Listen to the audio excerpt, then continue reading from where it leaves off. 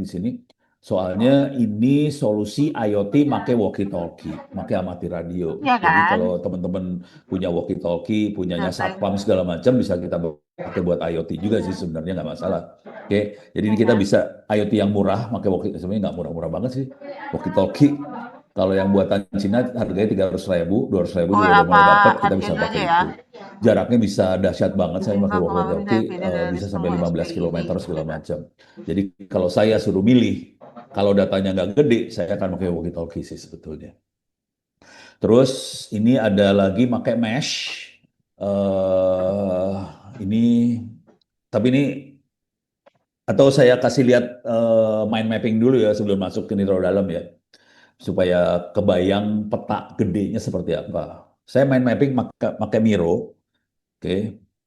Ini saya cancel, saya zoom in. Oke, terlalu zoom. Oke. Gambar gedenya kira-kira kayak gini. Kita perlu sensor di sini, sensor. Oke. Sensornya harganya murah banget sih sebetulnya. Kalau pakai Arduino, Arduino sendiri harganya 40.000 barangkali ya. Saya saya pakai ESP32, harganya 40.000 perak, sensornya harganya 15.000 perak. Jadi itu barang-barang murah banget. Nah, sensor-sensor ini harus ditransfer datanya ke pusat. Nah, di sini kita butuh jaringan telekomunikasinya di sini. Eh, Telekomunikasi, oke. Jadi kita sambungin ke telekomunikasi. Seringkali kita berpikir IoT-nya sampai sini doang sih, sampai sini doang. Padahal enggak ya.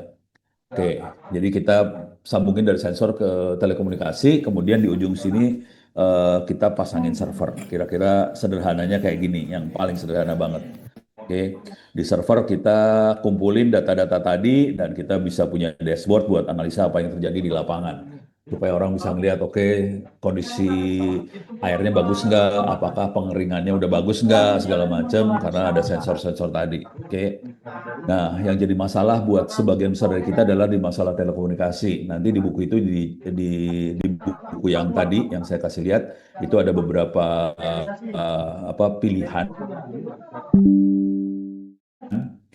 Saya pribadi cenderung pakai walkie-talkie sih sebetulnya, karena kita eh, apa sih, alat-alat yang murah sebetulnya. Tapi pilihannya banyak di sini, ada walkie-talkie lah, tadi ada mesh, ada LoRa, ada 4G, 5G dan sebagainya.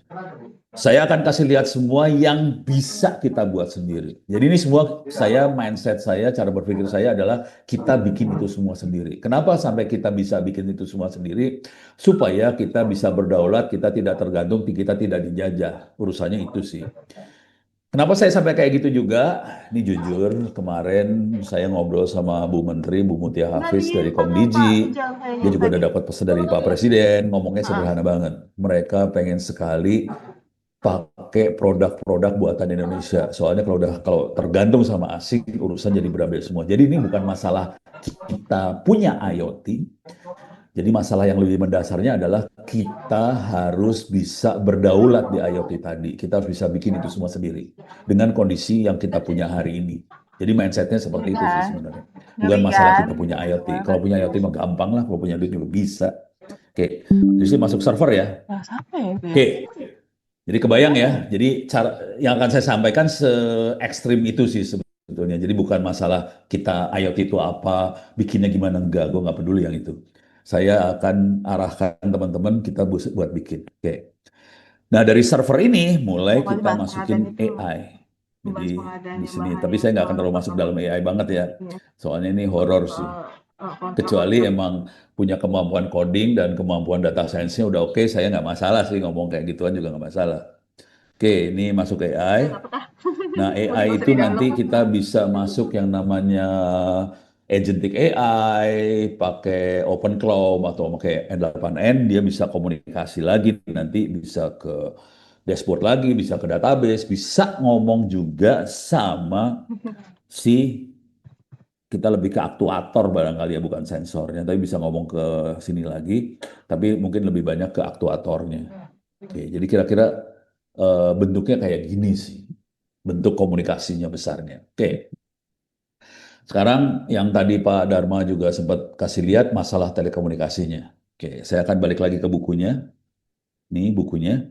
Oke. Ini yang pertama ada walkie-talkie. Ini pakai yang APRS ini walkie-talkie kita pakainya. Ntar saya kasih lihat makhluknya seperti apa. Saya bentuknya pakai Google aja buat ngasih lihat. Terus yang kedua adalah mesh. Ini WiFi. WiFi yang biasa kita pakai. Cuman sistem operasinya kita ganti. Jadi kita kita ini buat saya akan ngomong pelan-pelan di sini ya. Jadi WiFi akses point yang kita pakai buat internetan, WiFi di kantor atau di rumah segala macam itu, kan dalamnya pasti ada sistem operasi, ada software dan sebagainya. Itu bisa kita format. Itu kayak komputer atau laptop, kita ganti OS, kita ganti sistem operasinya, kita format, kemudian kita aktifkan apa protokol buat supaya bisa bikin jaringan antar WiFi. Gitu ya. Selama ini jaringan antar WiFi ini pakai kabelan biasanya. Kalau yang ini, yang namanya mesh, Batman sama OLSR ini, dia antar WiFi-nya bikin jaringan sendiri tanpa perlu kabelan. Konsekuensinya bisa kita taruh di lapangan. Kalau kita kasih antena yang lumayan besar, dia bisa jarak bang saya 2 kilo sampai 3 kilometer. Oke. Nah, makhluk ini jujur kita pakai untuk bukan perkebunan, kebetulan kami di kampus bantu teman-teman di pertambangan di Kalimantan. Kita pasang ini di mobil-mobil besarnya mereka, apa truk-truk yang gede-gedenya buat tambang. Juga saya pribadi juga kebetulan juga bantu di TNI.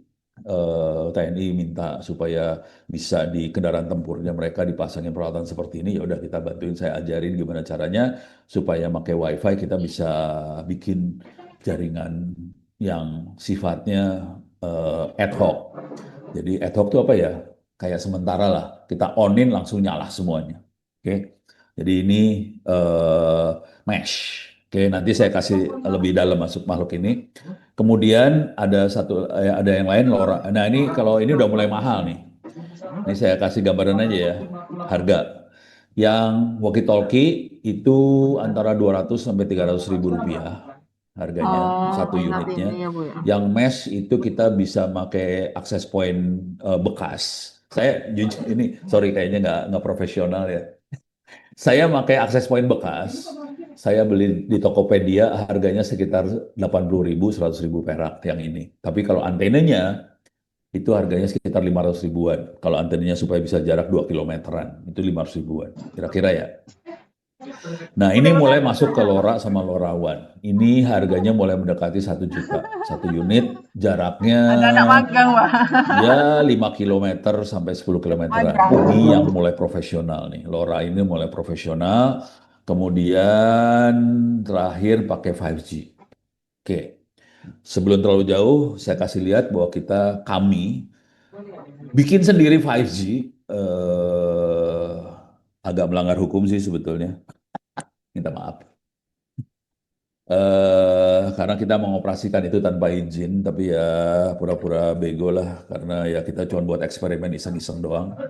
Tapi kita sanggup bikin sendiri. Saya kasih lihat coba iseng aja, coba iseng, coba iseng, coba. Saya mau iseng doang ya.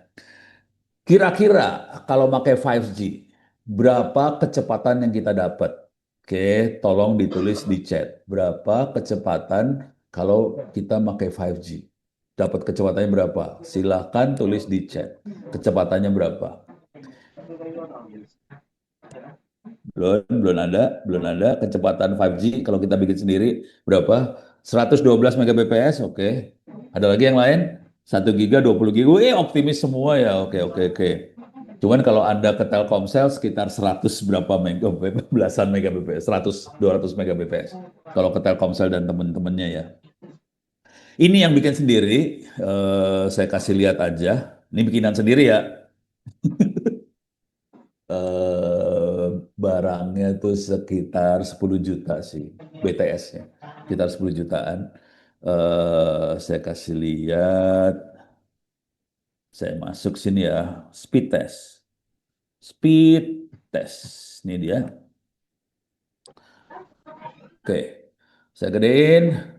Nggak tahu. Zoom, nih kecepatannya.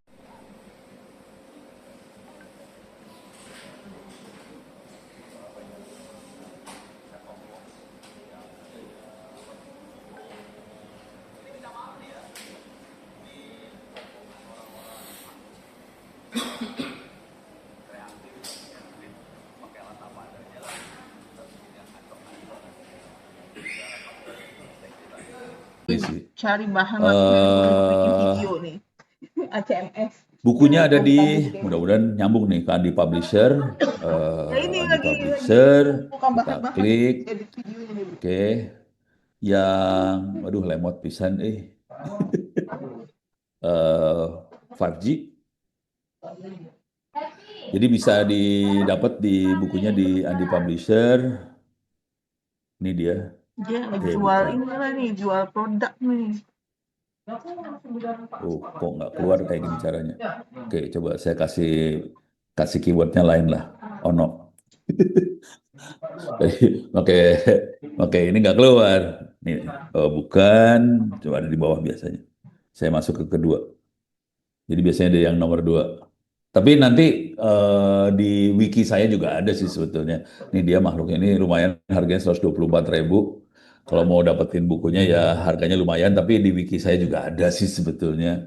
Ini bukunya ada. Oke, sekarang saya kasih cerita lagi yang lebih kacau. Ini saya zoom in ya. Mudah-mudahan kelihatan. Ini ada namanya Fatah Fali Hilmi. Dia waktu ngotak-ngatik 5G, dia kondisinya semester 3 waktu 5G ini diutak-atik. Waktu operasional kecepatan 800 Mbps, kondisinya semester 6. Jadi dia anak semester 6 S1 nulis ngutak-ngatik 5G. Dia bukan orang ahli IT, bukan. Dia nggak berhasil masuk kampus yang negeri, maka SBMPTN. Dia nggak bisa nginstal Linux dan sebagainya di komputernya. Akhirnya bisa bikin sendiri. Udah gitu saya bimbing sampai bisa bikin 5G sendiri, saya bisa bikin central telepon sendiri, sampai bisa bikin SIM cardnya sendiri. Bukunya terbit, terus dia bikin webinar berapa kali. Akibat nih orangnya ini, ntar saya kasih lihat aja ya. Fatah Fali Hilmi. Ini dia. Oke. Gambar. Ini dia orangnya. Masih muda kan? Masih muda. Emang masih muda banget. Akhirnya dikemonitor sama Profesor Ray dari NTUST, National Taiwan University Science Technology di Taiwan. Kemudian insya Allah September ini dia akan S2 dengan beasiswa pemerintah Taiwan. Jadi bisa seperti itu sih sebenarnya apa yang kita lakukan ini. Terus ya, ini cuma ngasih tahu bahwa apa yang Anda lakukan kemungkinan tidak akan berhenti di perkebunan Anda, karena pasti banyak yang akan butuh dan bisa naik ke atas banget sih. Gitu. Soalnya ini dibutuhin banget. Ini satu ya, oke. Sekarang saya akan coba lihat lagi bukunya. Ini 5G kayak gitu. Terus di back end-nya, dimulai di servernya, kita bisa pakai MQTT, ini free, open source. Oke, kita bisa pakai MQTT buat, itu MQTT itu kayak chatting aja, tapi antar peralatan IoT, kita bisa bikin dashboardnya, kemudian kita mainan AI buat IoT. Di buku yang ini cuma cerita konsep. Saya nggak berani masukin bener-bener Python-nya. Buku ini nggak ada Python-nya. Saya nggak berani. Terus ada beberapa use case, ada weather station, ada early warning system, ada soil water monitoring, ada pelacakan aset kendaraan dan sebagainya, terus ada tahapan implementasi, kemudian ekosistem yang buat pendukungnya, keamanan.